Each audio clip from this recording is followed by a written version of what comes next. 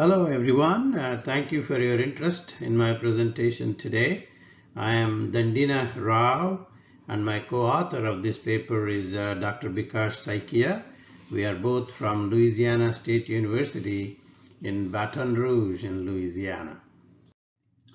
This is just one example of CO2 emissions caused by the oil and gas industry, and that is the enormous quantities of natural gas that is flared in oil fields, and especially the shale oil fields, because there is no infrastructure for compression and pipeline transportation of this gas. And the quantity that is reported is about 300 billion cubic feet of natural gas. Most of it flared, a little bit vented also in 2019 in one shale oil field called Permian Shale Oil Basin in Texas and New Mexico. This amount is nearly equivalent to the total gas consumed in a year by 6 states in the United States that are listed here. So the shale oil boom that we are seeing actually has resulted in energy independence for the U.S. And more than half the oil comes from the shale oil fields. But then this has also caused a huge increase in flaring of this gas, because this gas comes with the oil. When we produce the oil, there is a dissolved gas that comes out and it has to be dealt with. And the flaring is the easiest way, because the huge infrastructure needed for compression and pipeline transportation will be eliminated if you flare it. And that is a huge environmental issue because of carbon dioxide emissions, and some of this gas does not burn completely, so some natural gas might escape. Methane is worse than CO2 in terms of environmental damage, in terms of global warming. Some people might argue that the shale gas flaring is a cost of doing business, and it really is a lost opportunity with a very heavy price to pay in terms of economic damage, as we discussed. And the alternate option is gas injection enhanced oil recovery. EOR stands for enhanced oil recovery. By injecting the excess gas into the formation, this has been practiced for decades by oil companies to produce more oil. And that's even more needed in the shale oil reservoirs, because shale oil formations are so tight and they only produce by primary depletion about 2 to 7% of the oil. So, and you cannot inject water in them for a secondary water flood because they're so tight. Hence, enhanced oil recovery methods are required, and there isn't any right now. Everybody is working on it. And the currently used enhanced oil recovery technologies for conventional oil fields, not shale oils, but conventional oil fields, only yield 5 to 10% additional recovery. So we need something better than 5 to 10%. We need something that works with either natural gas or burn the natural gas in a useful way and extract the heat energy and inject the produced flue gas without having to separate carbon dioxide from the flue gas. Can we do all this? Prevent the flaring, sequester the CO2, and produce more oil? I think we can do all of this by combining this technology, gas-assisted gravity drainage technology, as well as the hydroflame technology that I presented in our paper number 100. So please see that as well. So with these two technologies, we can accomplish all three objectives here. And this GAGD process, gas-assisted gravity drainage process, involves using the existing vertical wells as gas injectors and drilling a horizontal well at the bottom of the pay zone. Pay zone is where the oil is, and at the bottom of the pay zone we have a horizontal well drilled, and we inject gas here, and that gas builds up. It being the lighter fluid, it wants to be at the top of the reservoir, and this process allows it to be at the top. So that's how it works with nature, natural tendencies of fluids. So once the gas builds up here as a dome, the liquids being heavier have to come down, and they will come down and there is a displacement as the dome expands. As we inject more and more gas, the dome expands, and that causes oil displacement, and there is film flow of oil as well. So there is drainage, film flow, and displacement, all three in the same direction, and that's why the process works quite well, as we will see. Here is a brief video of a visual glass model to demonstrate the concept of gas-assisted graded drainage, made out of two glass plates held together by these tiny little glass pieces with glue on both sides and sealed on all sides. There's a little horizontal well at the bottom, which is really a plastic tube with holes in it, and there is an injector here, and the gap between the plates is filled with sand, and the red is the oil and the white is the water, and the gas comes in from here. And you will see the displacement as the gas comes in, and as you can see, the horizontal displacement front here moves down as the gas comes in, and the oil is being produced from the horizontal well. And you can see some of the sand dunes where the smaller particles are. The capillary pressure is higher there, and that's why some oil is retained, but then eventually the entire model is cleaned out of oil, even in immiscible mode. This is an immiscible mode at very low pressures using the decane and CO2. Decane is the oil and CO2 gas at very low pressures, just about 1 or 2 psi above the atmospheric pressure, to keep the model safe from breaking due to the pressure. This is a very similar model to the one you saw just now. But it has two fractures included in it, a thin wire mesh wound in the form of a cylinder over here and another one here, and again the same model, injection over here and the producing horizontal well over here. And as you can see, the displacement was very quick, and it actually produced more oil than without the fractures, the previous model. And that's because the oil now is displaced into these fractures, and the fractures provide the drainage path. And that's why we think fractures actually help this gas-assisted graded drainage process. And the actual data that we collected during these runs also support this conclusion. These are actual recoveries in fractured models, 70 to 90% recovery factors, and these were about 6 to 10% higher than unfractured reservoir cases. So the fractures really help drain more oil and faster. Well, all these results and much more that we have done over a 4-year period because of the grant from US Department of Energy, all these results have been reported in our final technical report we submitted to DOE in 2006. So for more details, I would request you to refer to this report that can be downloaded from the internet.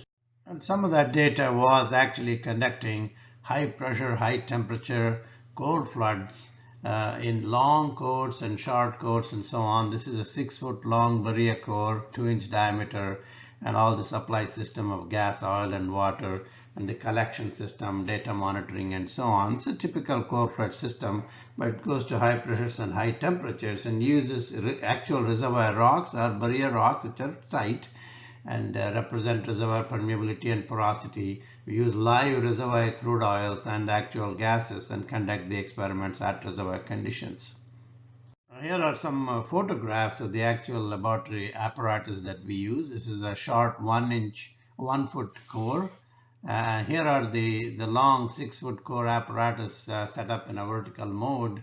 And here is one of the 6-foot long barrier cores being prepared for the experiments. And these are transfer vessels and syringe pumps to accommodate move the fluids into the rock and collection systems and so on.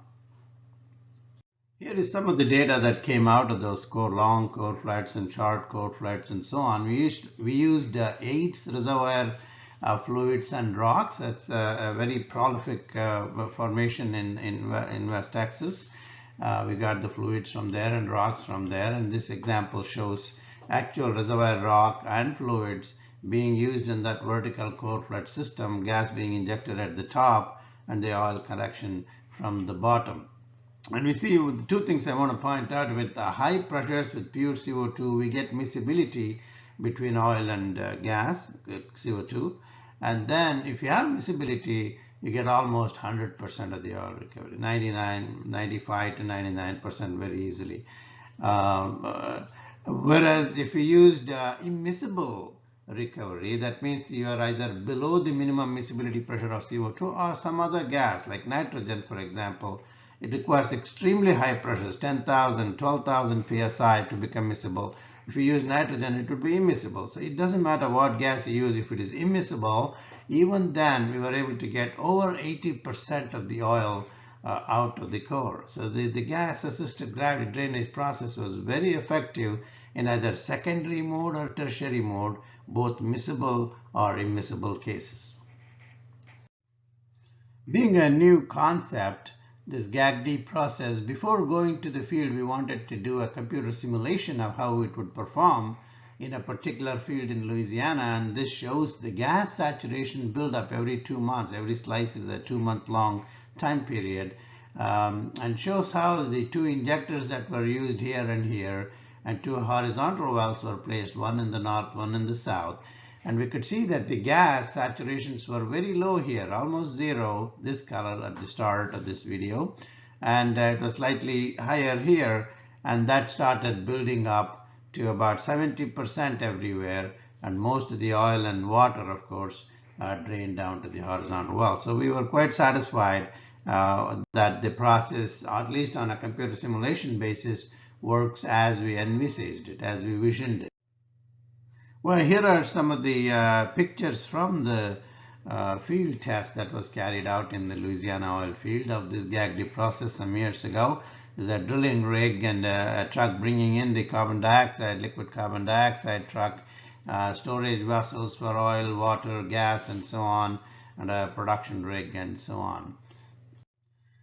GAGD process was also tested in an offshore oil field in Vietnam. And the results of that test and the details are given by the authors in this SPE paper in October 2017. And this was an offshore field, basement rock, highly fractured granite rock with fairly low permeabilities, 15 to 20 millidarcy, and so on. And even then, they carried out 4 cycles of huff and puff, inject, wait, and produce from the same well. That's called huff and puff.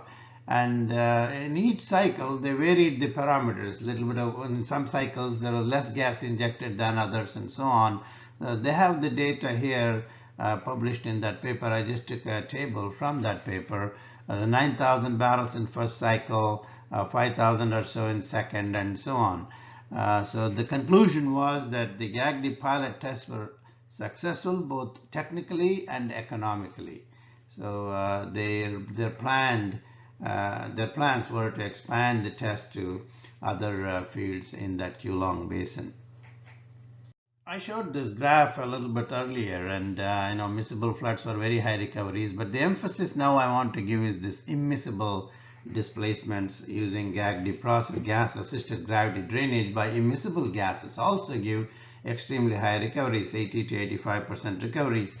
So our thought was that this flared gas that is being flared and wasted can be used. It can be burned in a sensible manner, like using the hydroflame process or any other burner, and use the hot gases, extract the heat, and compress the gas itself, the entire gas stream, and inject it into the reservoir for enhanced oil recovery in a GAGD mode, gas-assisted gravity drainage mode, to get this kind of recoveries. That's the thought process here.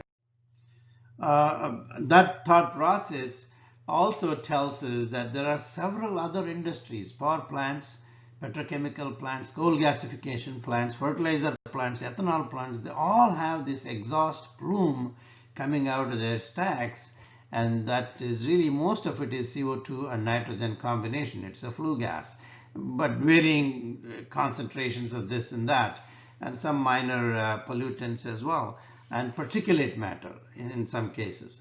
So if we can remove the particulate matter, compress it, and some preliminary gas cleanup like particulate removal, and inject it directly into the reservoir in the GAGD mode, gas-assisted gravity drainage mode, to recover 70 to 95% of the oil, which is possible. We truly believe that.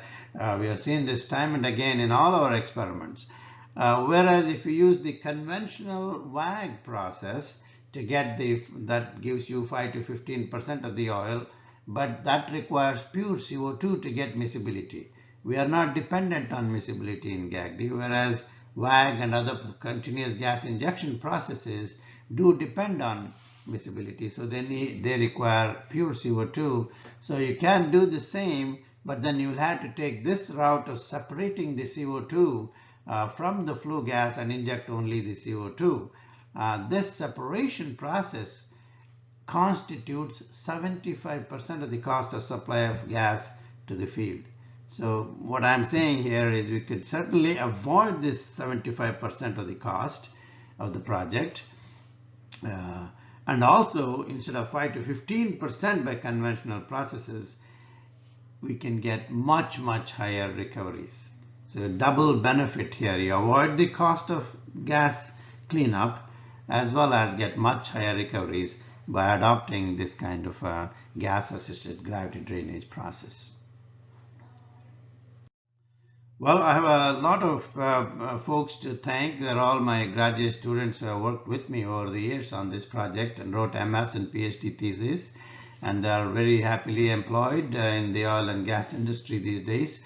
And also, I would like to thank United States Department of Energy and Louisiana Board of Regents and several oil companies that are listed here for their financial support and or project participation through giving us the rock samples and fluid samples and financial support as well. So thank you very much for your attention and listening to me on this presentation. But do check out the other presentation, paper number 100, which talks about another technology called hydroflame. Combination of that to burn the flare gas, use the flare gas to burn in a hydroflame device, extract the heat energy and bring the flue gases, compress it and inject it in the gas-assisted gravity drainage mode to get much higher recovery. So it solves all three problems that we started off with. One of flare issues, so we don't have to flare the gas at all, and we can sequester the carbon dioxide that is produced in the burning process, as well as benefit enormously from the enhanced oil recovery from conventional as well as shale oil reservoirs. That's the summary of my talk, and thank you very much. I appreciate your attention.